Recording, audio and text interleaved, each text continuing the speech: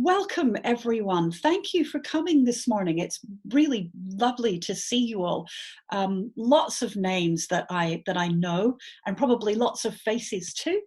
But obviously I can't see your faces right now. The reason I'm doing these webinars, well, there's lots of reasons, but one of the main reasons is I was supposed to be traveling all over Australia right now. I've had seminars booked all over in Perth and in Adelaide, Sydney. I haven't postponed the Queensland one yet. It might be far enough up the track that we can still do that. But I've had to postpone all of the others. And it's really, really sad. So on every day that I was supposed to be doing a PD, and I'm supposed to be in Perth today, there are lots of people coming to The Pen is Mightier Than the Sword in Perth.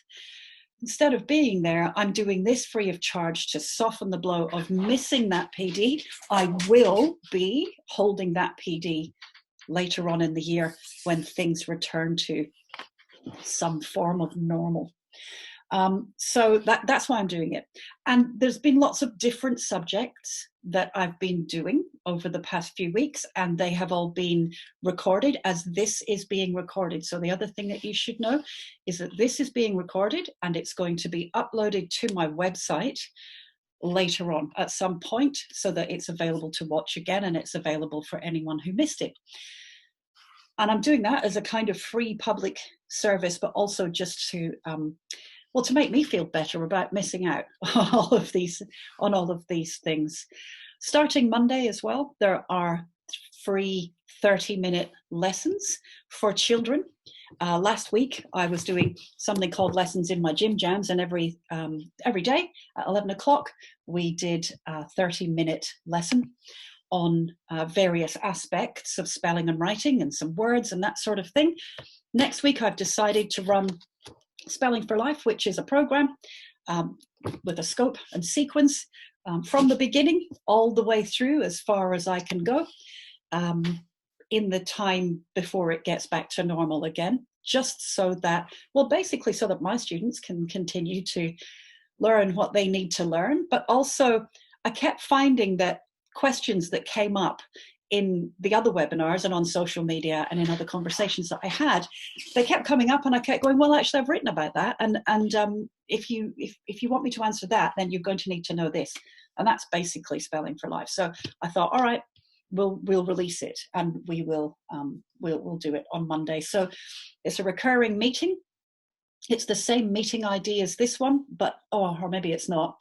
No, I think I've put in extra security measures so parents have to register their children. We're trying to be really, really secure. Nothing bad has happened, and we're trying to keep it that way. All right, that's the preamble. I'm going to share my screen with you now.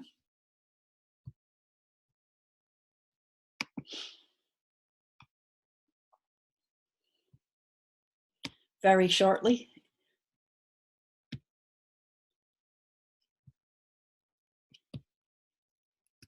And if you are a presenter and you're going to be running these webinars for people, it's best to share your screen first, then press slideshow. I've just learned that. All right, so here we go.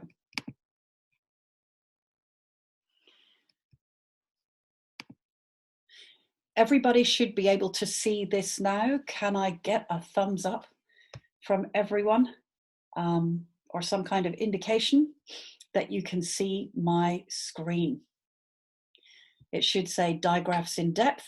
Whoops. It should say, yep, good, getting lots of ticks. So on your chat function, there's a tick as well, and you can press that, and that shows me that you indeed can see all of these things. Yep, people are saying, yep, that's great. Good, good, good.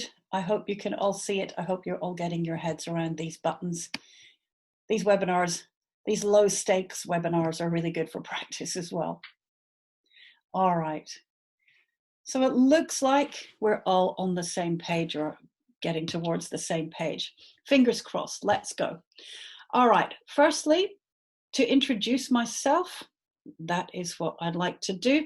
I always, my clicker's not working. I always start by having this picture of a canary because I'm a linguist in private practice, which means I run a practice where we see children, sometimes adults, but mostly children who have developmental disorders of language and literacy. So they struggle with reading and writing, language-based tasks.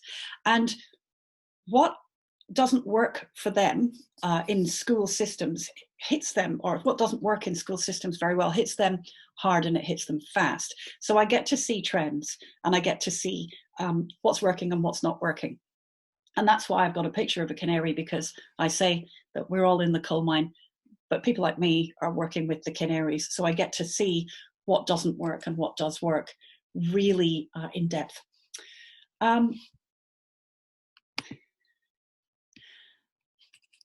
I also, another thing that I do is I write books and programs on spelling and grammar and reading, and very soon I'm going to be releasing one on writing as well. And the reason I write these things is always as in answer to questions that come up in a clinical perspective. When children struggle with certain things, I then think, well, how can I put that into a system where they can learn that? What is it that they need to know? And what is it that how can I deliver that so that they get it? And that's become the books and the programs and so on. I'm also a consultant to schools, and I get asked to help schools go from a certain quality of literacy instruction to higher quality literacy instruction. So I try my best. I'm independent, so I'm not particularly selling any one program, any one book. My programs and books are definitely there to answer certain questions about certain things. But I'll never write a phonics program, for instance. There's plenty out there already. What I do, though, is that I am a consumer as well. So I get lots of training. I try and get all the training available that I possibly can, so that I know what all the programs are and what they're offering. And therefore, I can speak in a kind of unbiased way about what's working and what's not working and so on. I often get asked tricky questions because that's what happens when you're in my profession, and I'm sure there's lots of you, I'm looking at you, Kristen, that get asked tricky questions about language, and I really, really love them. I get questions like, why does the A say its name in change but not in chance? What's the B doing in the word debt? Should you teach split digraphs? And that's what we're here talking about today. And our double F, double S, double L digraphs. I get asked that question a lot. My answer is always the same. My answer is, well, that depends. That depends.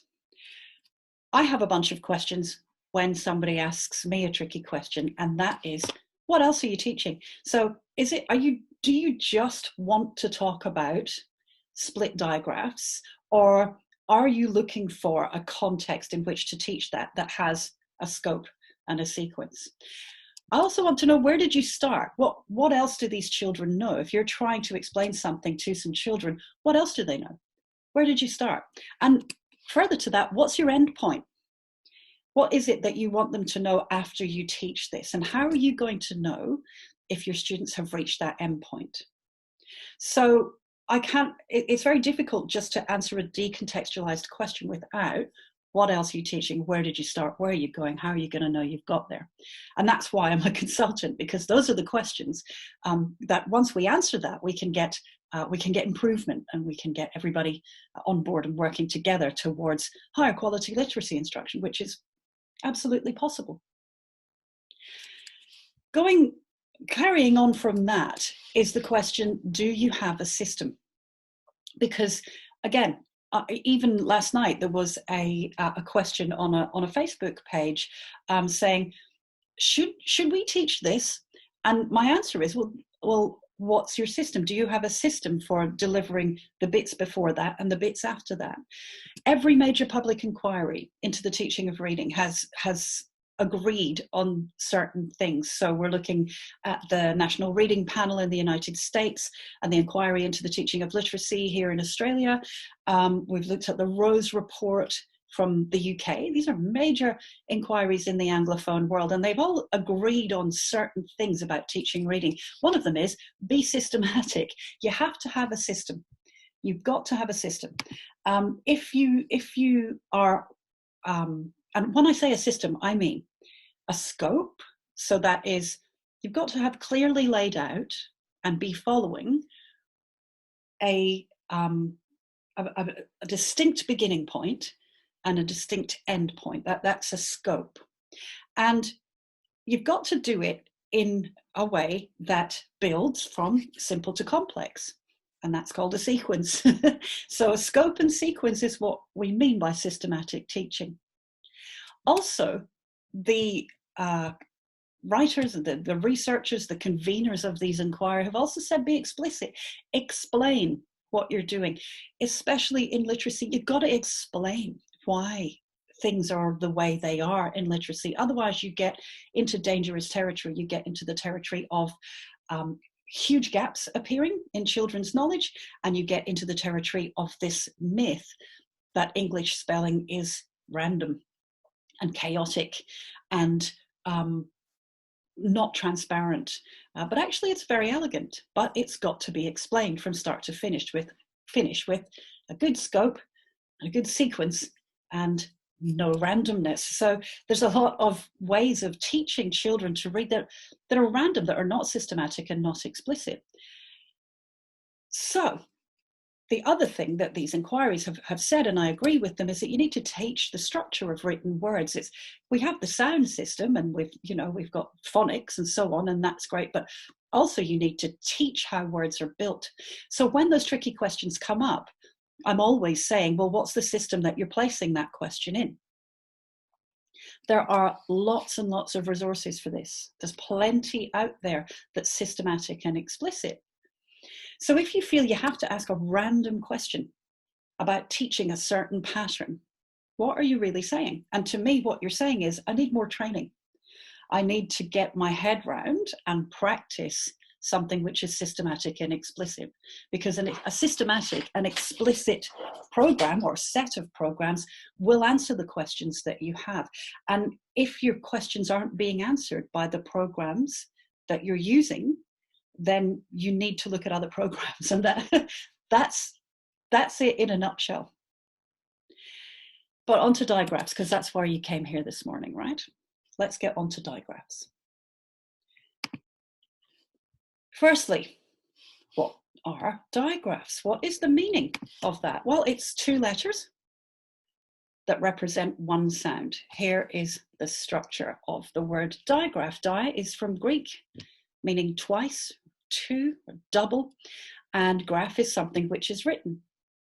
There are other words in the digraph family, like dichotomy, which is a division or a contrast between two things that are represented as being opposed or entirely different. So right now, there are epidemiologists saying, lock everyone down, and economists saying, don't lock everyone down. What we have is a dichotomy, right? Two opposing different things. And the dichotomy is the division there. Even the word division has di in it, meaning two. We've also got dilemma, which is a situation in which a difficult choice has to be made between two or more alternatives. So there's dichotomy and dilemma that we're all experiencing now on planet Earth. Dioxide, that's an oxide containing two atoms of oxygen in its molecule. And diphthong, I love the word diphthong.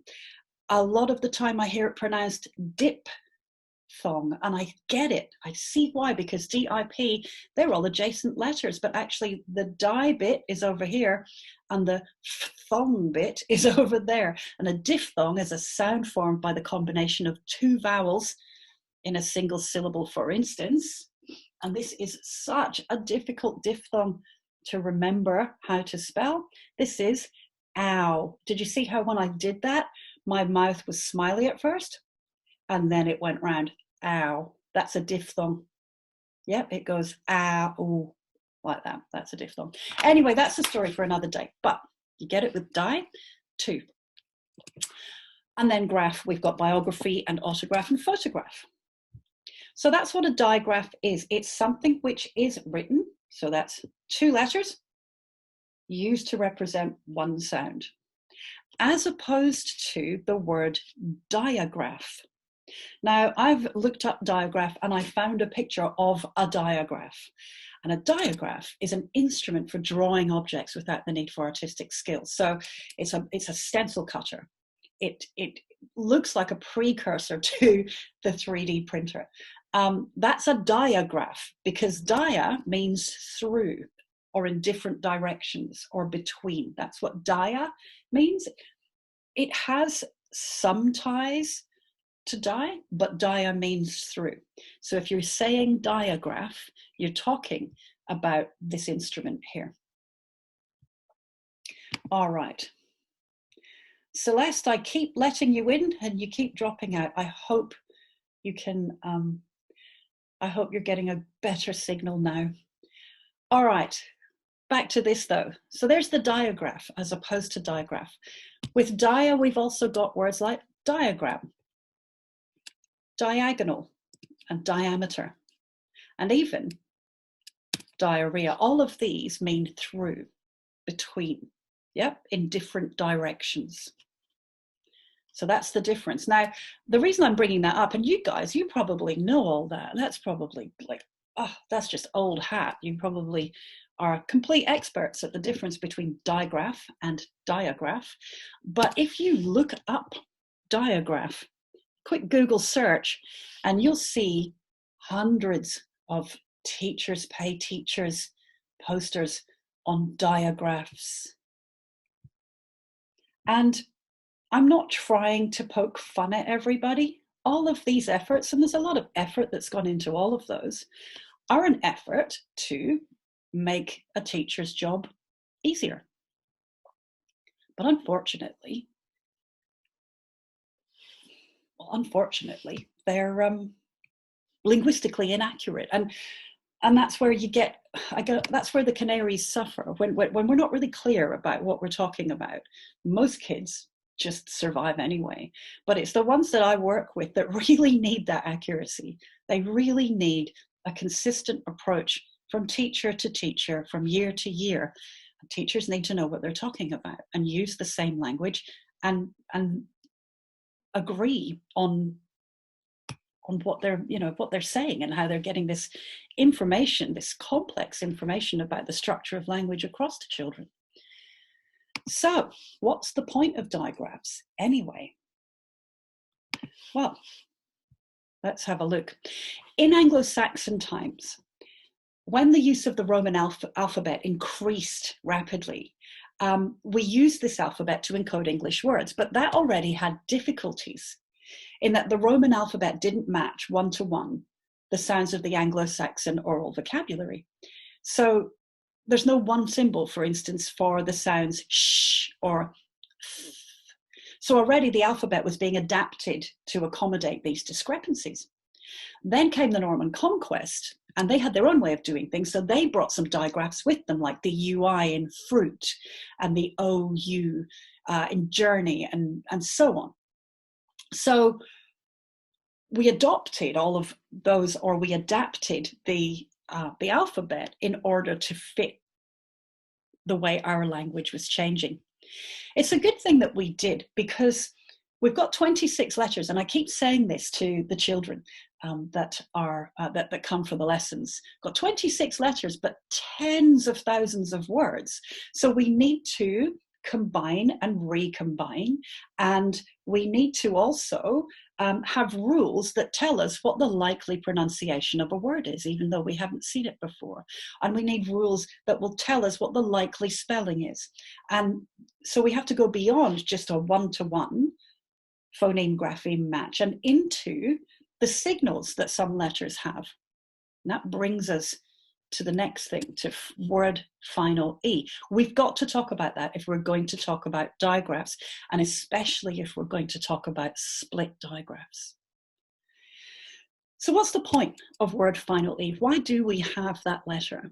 at the end of words? Well, mostly it helps signal things to us. It gives us information about pronunciation and grammar of words. For instance, you can turn the word can, you can recombine those letters, put an E on the end, and you have a completely different word, because the E is a signal to say the name of the preceding vowel. And that's where we're coming into split digraph. We're going to get there. Same with hop and hope, but also with rag and rage. The E is not just signaling that there's a vowel name needed in the pronunciation. It's also signaling that this G is said with its second less common sound, J. Same with all the words that end with C and E. Do you call GE and CE digraphs? And are they ever split? So I want you to keep thinking about that. Also, we separate words that are plurals, like the foxes left their dens. A final silent E can make us pronounce this dense rather than dens. So it's got a function. It also solves the problem of standardization. So what happened was we decided to standardize spelling a long time ago. Now, standardization takes a long time. We decided to have certain rules, like illegal letters that can't be used at the end of words. And there's a reason for all of these. We had rules about every syllable having vowel letters and so on. There's a reason for all of that, which I can't go into today because all of this is a story for another day. But it's not random. There's reasons for all of that.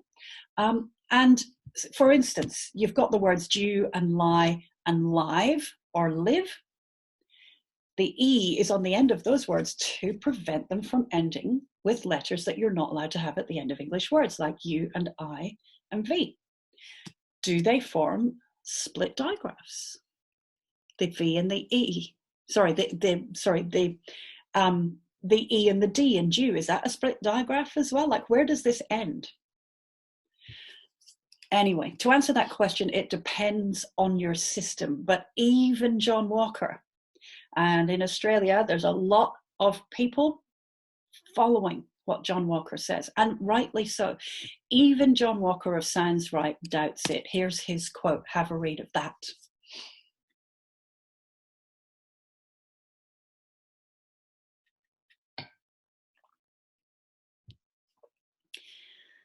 So John wrote that back in 2015, I think, because in Sounds Right, in their system, they say that there's a split spelling, a split digraph when you've got words like cane, and they have a little marker that goes from the A to the E to show that the E is affecting the A. John isn't that happy with that, and he wrote a whole blog piece about it.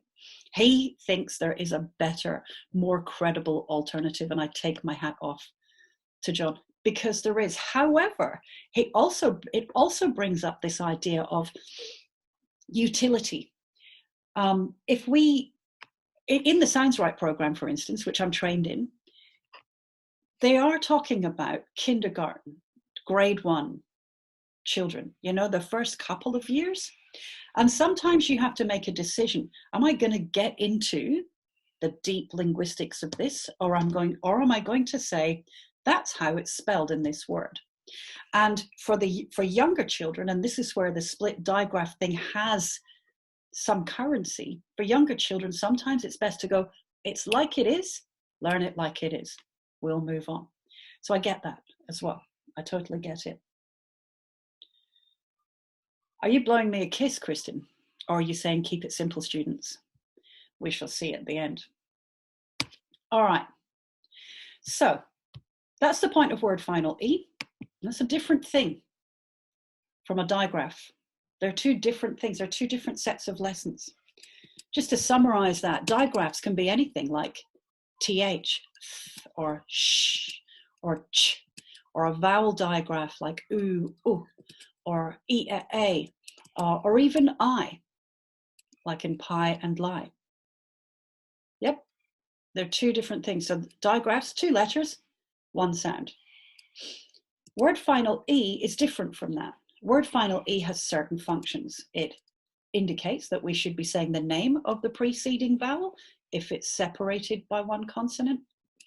We also use it to signal that we want C to represent the sound S in this word, race, and G to represent the sound J. We also use it to solve the problem of words that have illegal letters, letters that are not allowed to be at the end of English. So it's a universal solvent as well. We use it to differentiate plurals and singular nouns. So you can have a lapse of judgment, but you can do lapse of the park.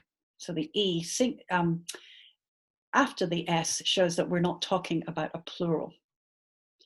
Also, we like to spell in English. There are some conventions around what letters you can have in a syllable. And one of the conventions is you have to have a vowel letter in every syllable. There are exceptions to that. But if you have the word table, you've got the vowel A in the first syllable, and the E indicates that there's a vowel in that syllable too. If you transcribe that phonetically, you will put schwa in between the B and the L, or you'll put a little vertical bar underneath the L to show that it's a syllabic consonant. Again, this is a story for another day. There are many tributaries, many paths that we can go down here, which is why I write these books, because the answers are in them, and they're introduced sequentially, systematically. So digraphs and word final E are two different things. So what I'm trying to present here is why teach them, why lump them together? If we do that, we miss valuable opportunities to observe the word's structure and therefore apply it to other words. So it might have utility if you're doing kind of quick and dirty, it's spelt like this because it's spelt like this, learn it. There might be an argument for that. But if you're not going to observe the word structure afterwards, if you're not working towards that, then I think you've missed a valuable opportunity, and I think you've missed giving children an opportunity to then apply that to other words. Far greater application if you separate out the two. So I've told you about the problem that we have here, but what's a problem without a solution? Let's look at the vowel generator. What we're going to do is we're going to adopt a system for forming all the possible two-letter vowels in English. Remember, a digraph is two letters, one sound. So we're going to look at generating those two-letter vowels. Definition of a generator is a device used to produce something, a bit like this. So we are going to produce all of those vowels. We're going to take A, E, I, O, and U, and we're going to add them to other letters to create all the digraphs, all the vowel digraphs in English. I'm omitting the letter H. You do have words like A and EH and O and They're all interjections. I don't consider them true digraphs. They're not generally used independently in the spelling of other English words. All right, so are you ready for the vowel generator? Here we go.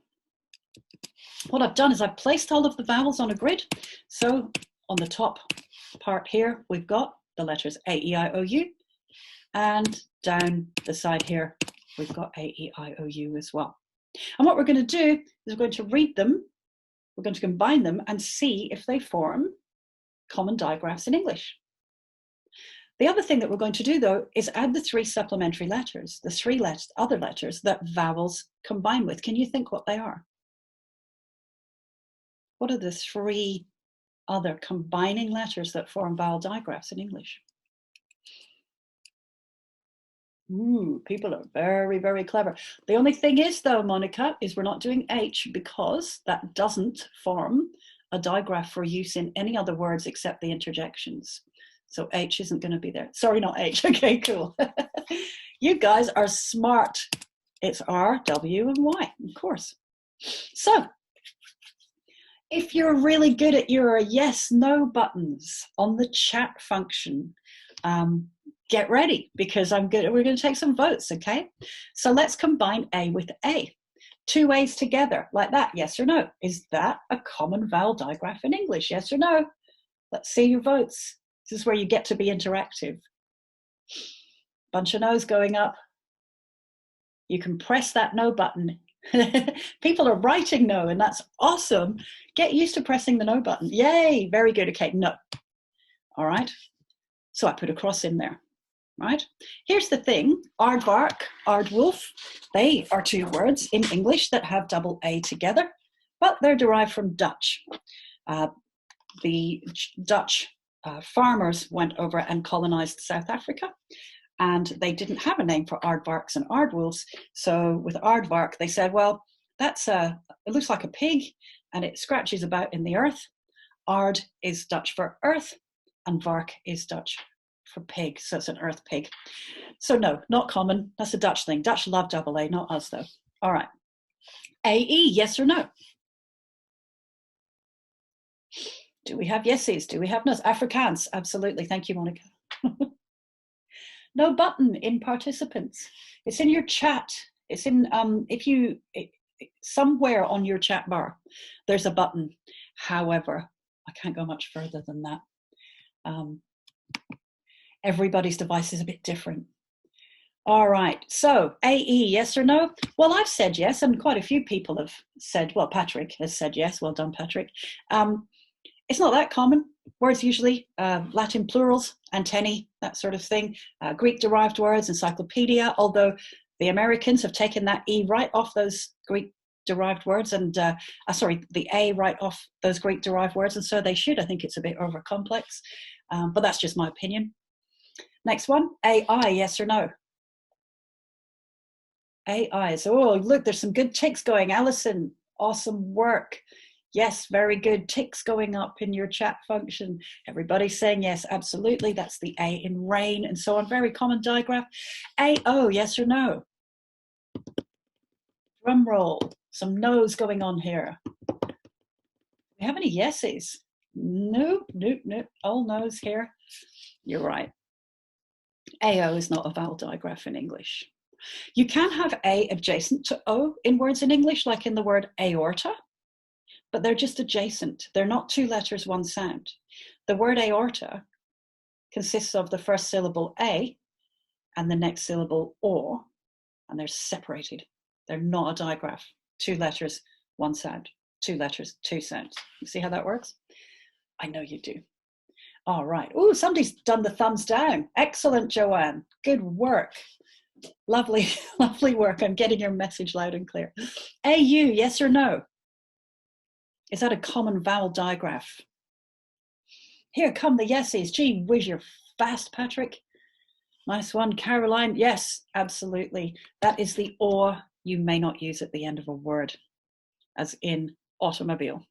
That's a really old word. Better words, launch. There you go. AR, yes or no?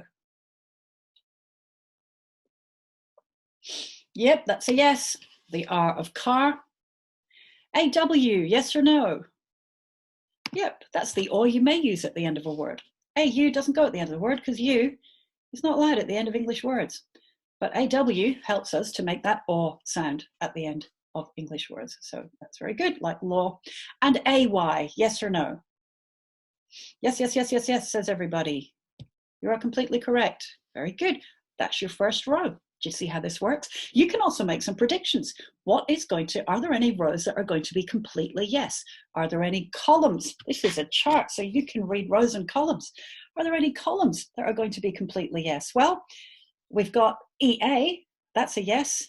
And E is pretty friendly, isn't it? You see E in combination with lots and lots of other letters. So EE, very common digraph. And you can sort this into order of commonality, and you can make example words with this of where those words come from and why did we have this as a digraph and not this, and so on. There's a lot of work here in all of this. So this is your intro.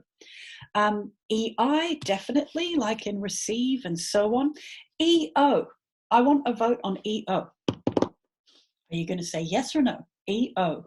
We are now voting on E and then O. Somebody said yes. Ooh, lots of, yes, Christina, neon. Think about it. They're adjacent, but you've got first syllable me, next syllable on.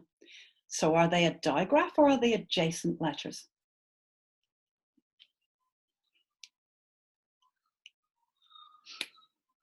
Good stuff. Adjacent letters, E, O. There's a syllable boundary there.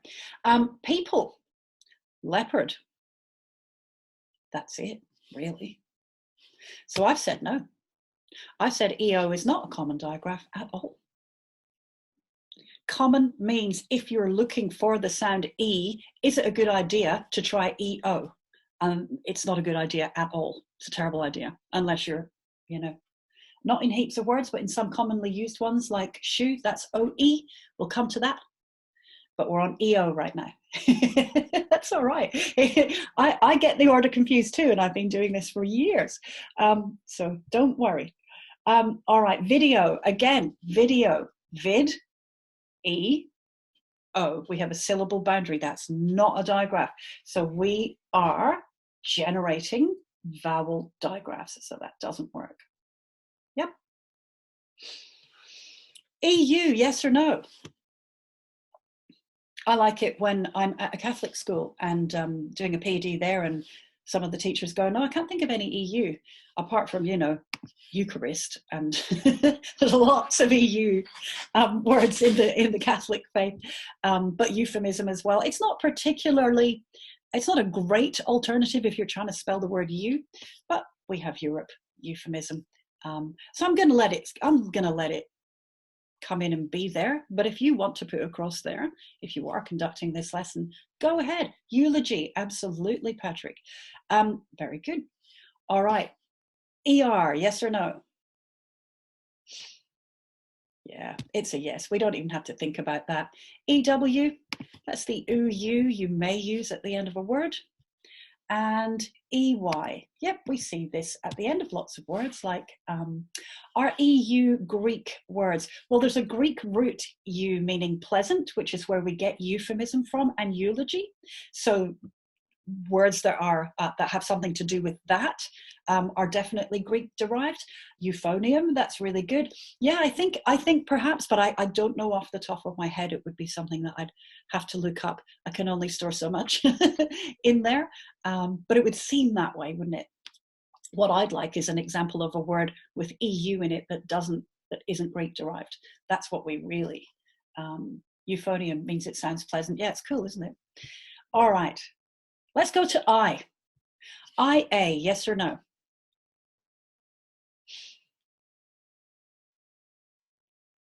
Got some thumbs up there, some thumbs down, some no's. Again, you can have I and A adjacent to each other, like in Australia. Yep, but you are making two sounds, not one. So IA is a no. Dia, like in diagraph, you know that machine that draws for you? All right. IE, yes or no? Well, look, we've said it lots here already. IE, and in fact, we can probably predict that every vowel can end in E. Yep, can be combined with E. II, nope. Yes, you do get some Latin words that are plural, like radii and so on, but they're going out. Did you know that? Did you know that? I want a vote here, okay? I actually should do a poll with you. If I was clever, I'd be able to launch a poll right now, but instead we're just going to do thumbs up or answers, okay? Do you say, you know the word hippopotamus? One hippopotamus. Do you say two hippopotami? Thumbs up for yes, or give me a yes, no, however, whatever floats your boat, however you like saying it. Yes, no. Do you say hippopotamus? There's yeses. Do you say hippopotami? There's some no's. Yeah. Ooh, Kathy says we have Berrii and Yi towns near we. I don't know if I'm pronouncing that correctly. Place names are always different. Place names are exceptional, and names of everything are exceptional. But depends on if I'm being funny or not. I like that. Most of the younger generation say radiuses, hippopotamuses, funguses. Yep, it's true. These things are going out, radii, hippopotami, villi, and so on. What can I tell you? So I is a no. IO, let's move on. IO, yes or no? Yep, sorry, my fringe is in my eyes. I'm not going to the hairdresser very soon. IO, Well, that's a no. We've got words like radio, but the I and the O are separated by a syllable boundary. I's not very friendly, is it? IU, that's a no as well. IR we have, and there's another prediction that we can make. These are called R-controlled vowels. In my accent, you can hear the R. In Australian and British and English, you can't, unless you're from the West Country in England. And in America and Canada and Ireland, you can hear that R, but it has an effect on the vowel preceding it. So this isn't strictly, in some accents of English, a digraph. And I do make that very, very clear. And I do point that out in Spelling for Life. We should all be taught spelling by someone with a glorious rhotic accent. Yes, we should. We should, Monica. You're quite right. But then I'm being biased. IW, that's a no. And IY, no, they don't go together, I and Y, because they're virtually the same thing. I don't know if you can see my little cloud there, or if you've been to some of the other webinars, but these all have behavior. They all stick together, and you don't really get I and Y together for various linguistic reasons as well. All right, going on to O. OA, yes or no? Quick thumbs up, quick thumbs down. Yep. Very good. The O of boat.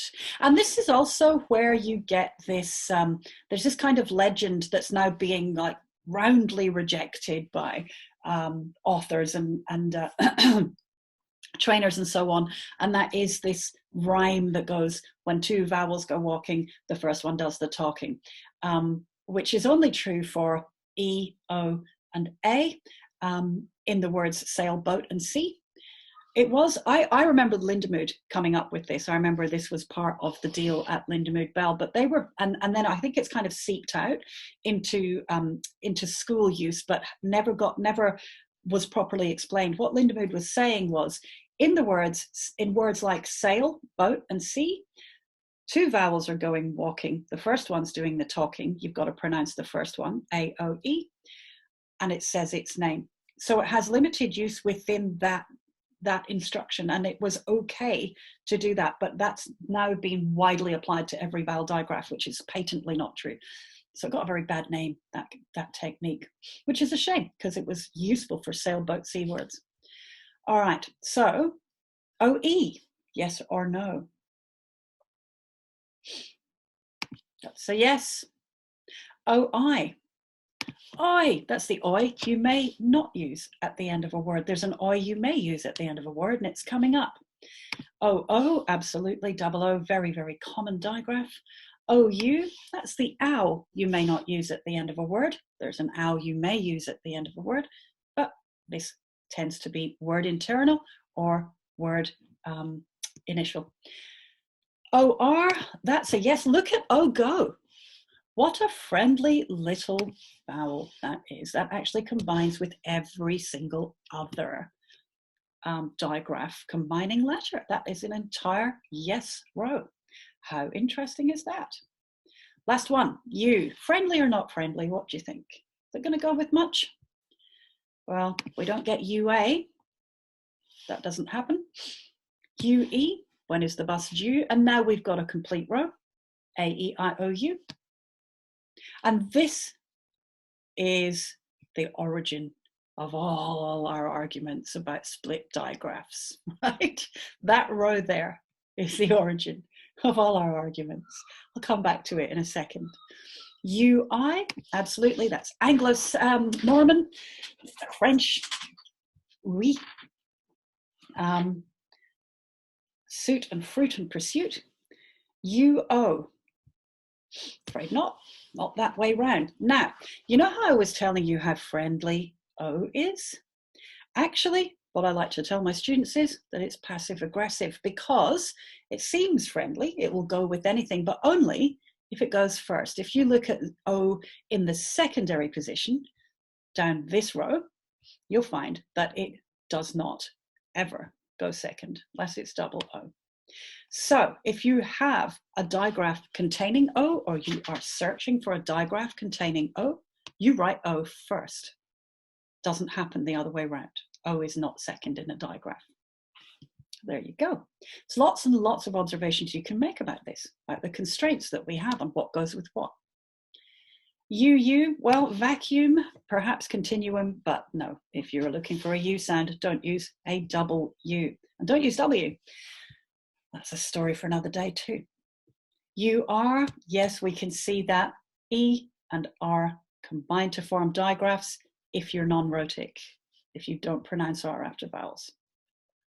UW, no, they're just about the same letter, so they don't go together. And I said yes to UY because of guy and bi, but you could say no because that's it, really. There aren't that many other words, and certainly not common ones with UY in them. So that's a matter for your judgment. And I do try not to be terribly prescriptive about all of this, but just descriptive. These are the vowel digraphs. Now, are you seriously saying to me that out of all of these ones somehow got split up? To me, that doesn't make sense. Why didn't these ones get split up then? Or these ones, or these ones? Why are these ones split by a consonant? Do you see how it's a different story? Word final E is one thing. Digraphs are another thing. They just happen to look like one another. That's my argument. That's my best argument that I've got against split digraphs. It just doesn't make sense to me. It doesn't follow doesn't follow patterns. But anyway, that's my opinion. What will happen if I continue to use split digraphs? You may be thinking to yourself. Well, the answer is not much. Not much bad will happen. You could do a lot worse. You could do a lot worse in your teaching. You could not have a system at all. You could not explain anything. That would be terrible. That would be really bad. There'd be no utility there. You could say to children, it's so complicated, you're never going to learn it. You know, you could give them that impression as well. You do a lot worse than talking about split digraphs, is my point. If your system allows for split digraphs, like sounds right, and your children are succeeding in spelling, well done. That's great.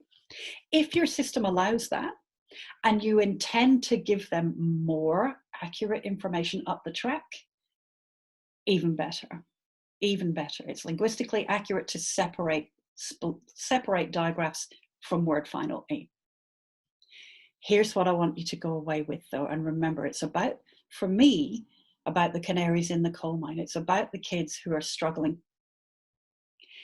If you teach split digraphs, what I find is that my population is utterly confused by this, especially if you don't separate that from final silent E and teach well and systematically and explicitly, E at the end of words and what that's for.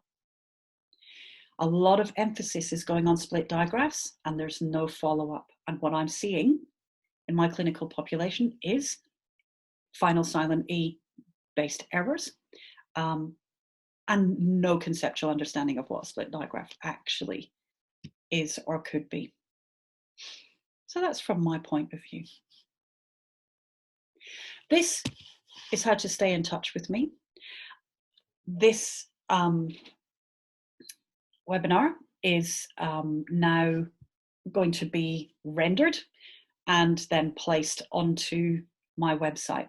So you're going to be able to download it and you're going to be able to have those slides as a PDF. It takes ages. It takes such a long time to do that. So please be patient. They are coming. All the webinars are coming. The only time a webinar isn't coming is the letter Y. We did a letter Y webinar and I forgot to press record because it was a different admin who was actually being distracting. I'll blame him. The letter Y webinar will come up again. If you have questions, now's the time to put your hand up. So what I'm going to do is stop sharing the screen with you.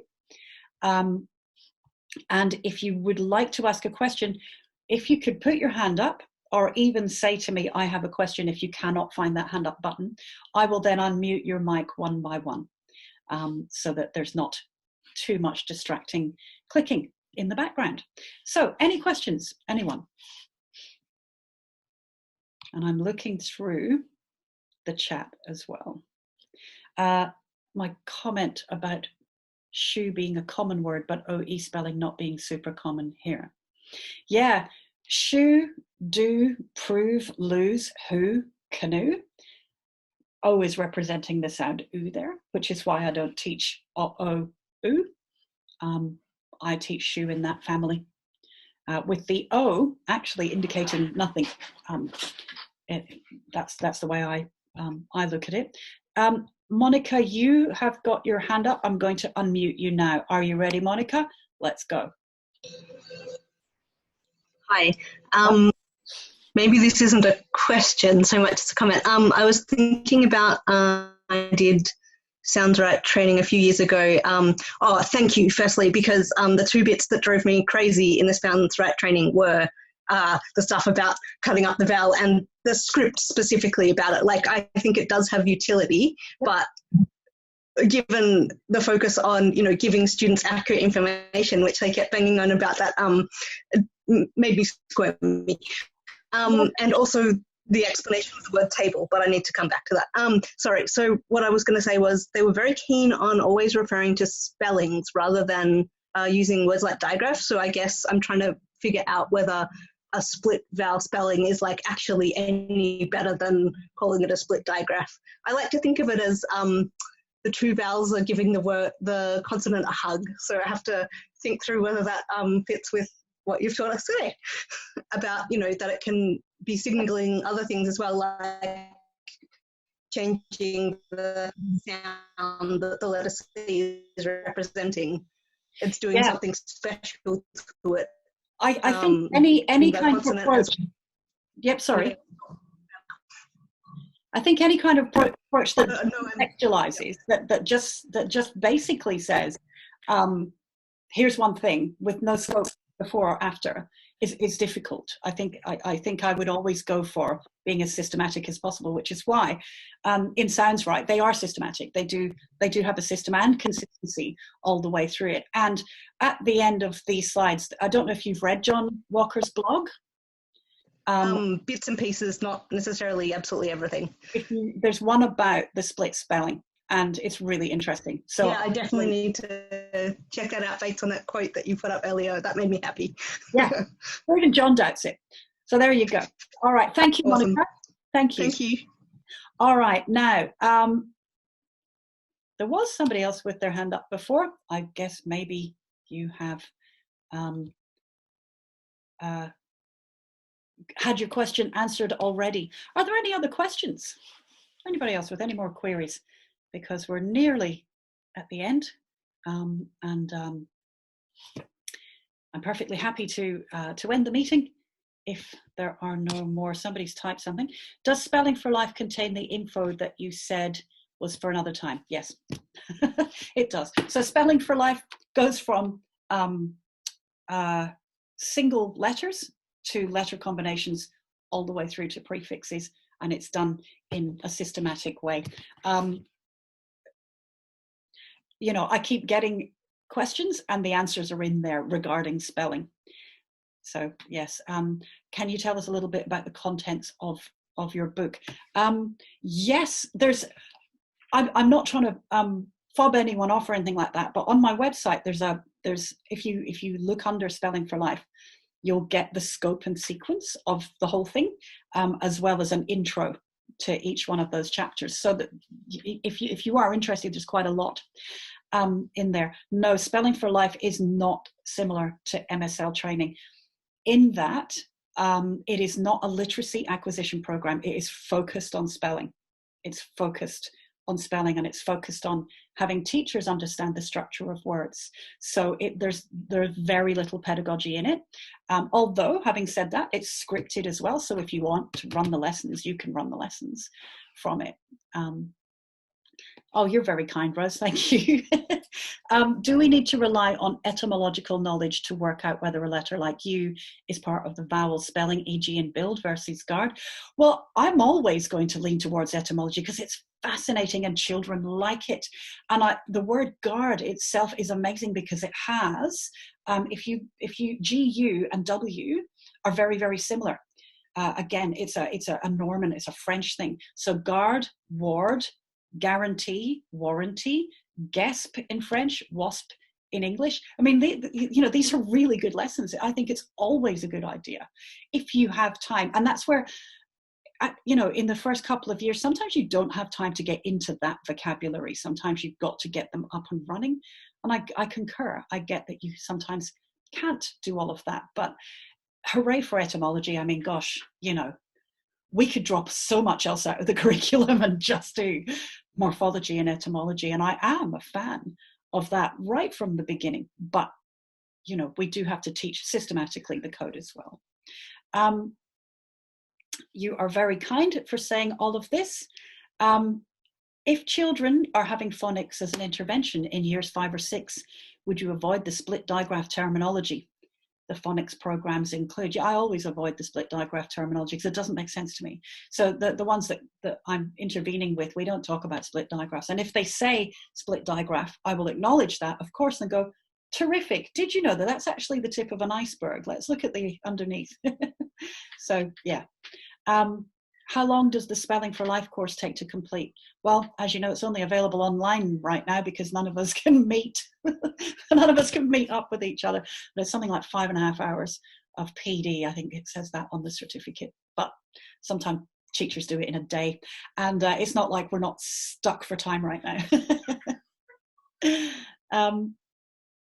Yes, people to talk to in the forums. There are lots and lots of forums in the Spelling for Life course that people have these discussions, and that's been going on for years now, so there's quite a lot to read through as well. Anybody else got any questions? I think you've all been really polite in that putting on a mic is sometimes hard for voice questions, so typing your questions in there has been really considerate of you. Happy to answer voice questions and try again if you like, but if not, then what remains is to say goodbye and thank you for giving up some time on this Friday night, Saturday morning, wherever you are. There will be more. Oh, where did you get your magnetic letters? I get a lot of that. These ones here are from the Lindemood Lips program. So I'm trained in all the Lindemood programs as well. I worked for them when I first came to Australia. And these I like these because they have a line showing orientation. So it's this way up, not this way up. They are thick. So a lot of the kids that come to work with me have bitten nails, and they need to be able to grab these without having to use their nails. So I like their thickness. I've had to adapt it because there are certain digraphs not in there. I've had to adapt them, and I have several sets of them. You can find them at a place called Gander Publishing. They're about $100 if you're in Australia. If you're in the US, they're cheaper because postage is cheaper. Postage is a lot because they're heavy, they're magnets. One day I'll make my own. But there you go. Thank you so much, everybody. Be patient. This will come up on the website at some point. Right now, I'm going to go and have some lunch and maybe stand in a queue to get some bread later on. Yes, you can print out ones from Spelfabet. If you're not on Spelfabet yet, get on Spelfabet. It's the resources are just superb and outstanding. Enjoy your day too. Thank you, everyone. I guess it's time to say goodbye. It's been amazing. You're very kind. And I'll, on my social media, it's usually Twitter and Facebook is where you'll find out if there are more webinars running. I don't have any adult ones planned, but sometimes I'm open to suggestions and that sort of thing. So thanks again. Take care, everyone. It's amazing to see you. Have a great day.